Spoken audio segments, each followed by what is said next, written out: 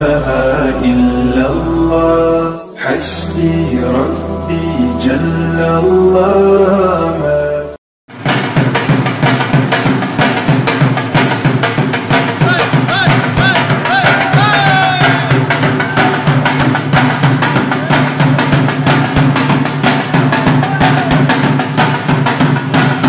जी, मैं हूं नदीम सिद्दीकी, मेट्रो 7 पाकिस्तान के साथ। इस वक्त मौजूद हूं मैं KDA मजदूर यूनियन के दफ्तर में, जहां पर आज बड़ी खुशी का समा मनाया गया, क्योंकि यकीनन आज काफ़ी अरसे बाद जिस तरह से CBA बनी हुई थी, इससे कबल जो है एम्प्लॉयज़ यूनियन, और इस हवाले से अब तक रेफरेंडम की कोई डेट तारीख नहीं आई थी, तो लेकिन KDA मजदूर यूनियन ने जो है वो तारीख हासिल कर ली। 25 सितंबर 2025 को जो है ये रेफरेंडम होंगे। उस हवाले से बड़े जश्न का समा है।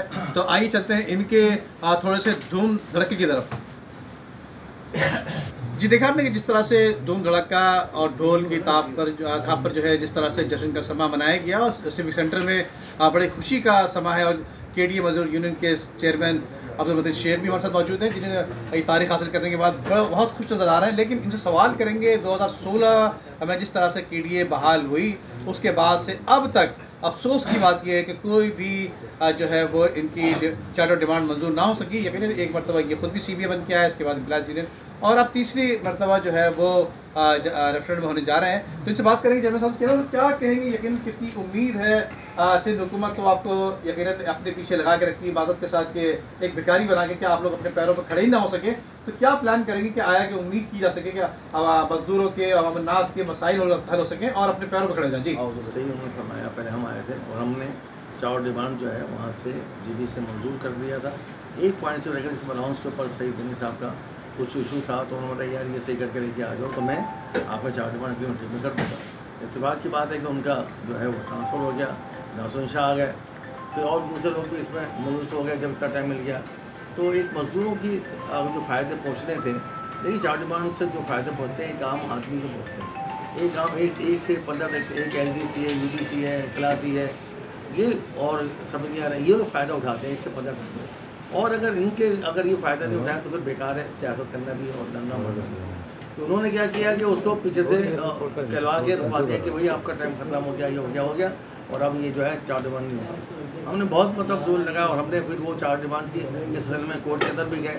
कोर्ट के अंदर आज के फैसले होते नहीं, समझे, इतनी देर में हमारे पैसे नहीं हैं तो उनके मुँह भर सकें, समझे, सीधी सी बात है। तो अब क्या हुआ कि वो बेचारा हमारा 3.5 साल हो गया, अभी तक वो 4 डिमांड कोर्ट से नहीं हमें कोई भी रिलीफ मिला। अब ये इसके बाद जो है इसी बुनियाद की पर आगे हम कराएंगे, समझे।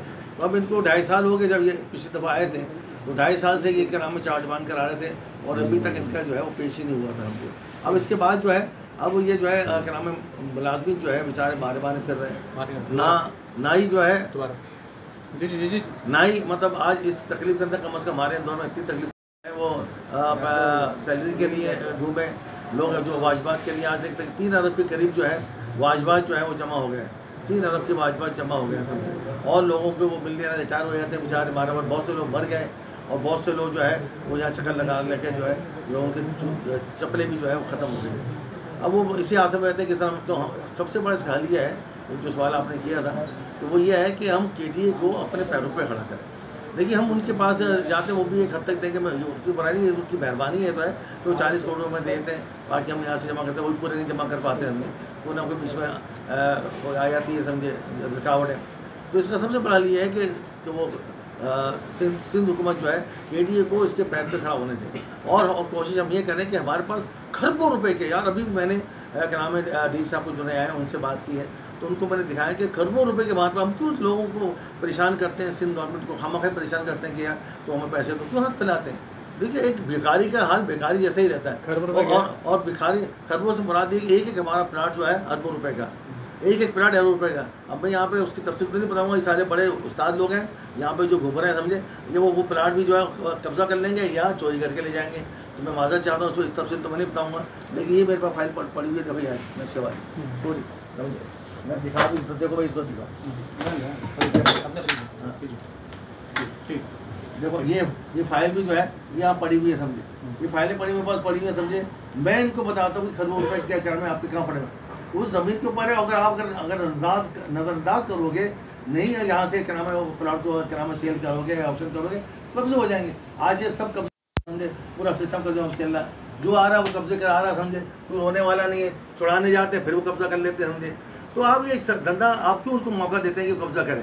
केडी की ज़मीन है, अगर आप ऑप्शन करेंगे कैसे हल होगा मसला, कैसे हल होगा? इसका हल यही हो सकता है कि केडीए को ऑप्शन करने की इजाज़त दी जाए, वो ऑप्शन करें और इतने पैसे पता करें कि हम लेने वाले नहीं देने वाले बन जाए। और पहले केडी तो बना केडी देने वाला था, आज पूरा जो सिटी ये जो आबाद है किसने कराया आबाद?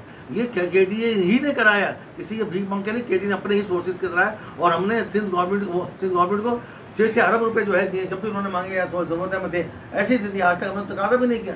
लेकिन बात दरअसल ये है कि वो अगर ये सेंस बना लें कि वो केडी को खड़ा करना है, उसके अपने पैर पर खड़ा करना है, तो सारी मुश्किलातें हल हो जाए।